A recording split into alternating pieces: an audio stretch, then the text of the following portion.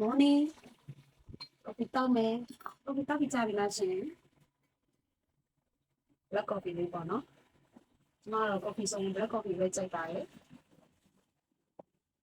ရရင်ချက်coffee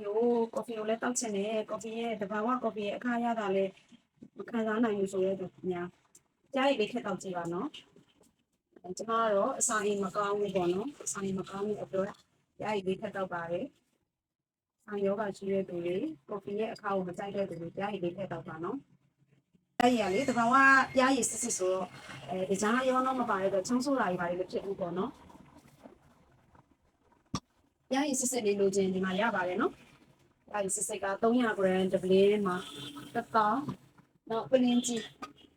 ကတော့3ဘူးကျော်စာလောက်ပါတယ်။ဒါလေးကတော့2000ခွဲပေါ့နော်။ကြားရည်ကတော့တကယ်စစ်တာပါကိုယ်တိုင်လည်းတောက်နေတာဆိုတော့လေ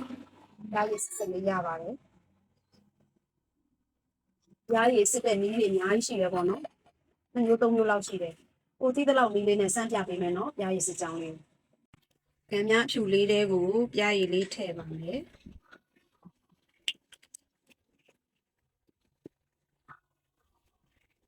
ပြီးရင်ဘောလေးရေလေးနောင်းထည့်လိုက်ပါမယ်။နောင်းထည့်ပြီးတော့လှုပ်ကြည့်မှာပေါ့နော်။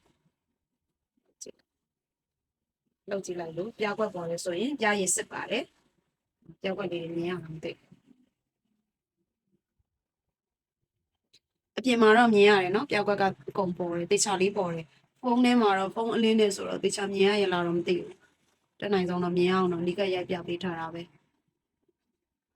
ကြာရည်စစ်စစ်လေးရပါတယ်ရှင်စိတ်ကြိုက်စမ်းသက်ပြီးတော့မှယူနိုင်ပါတယ်နော်ကိုယ်တိုင်လည်းသုံးဆောင်နေတာမို့လို့ပါရှင်မှာယူခြင်းနဲ့ဆိုရင်ဖော်ပြပါဗိုက်ဘာနံပါတ်လေးကနေ10မှားနိုင်ပါတယ်ရှင်ရန်ရယ်ရောက်တဲ့မြို့တိုင်းကိုအရောက်ငွေချေရပါတယ်နော်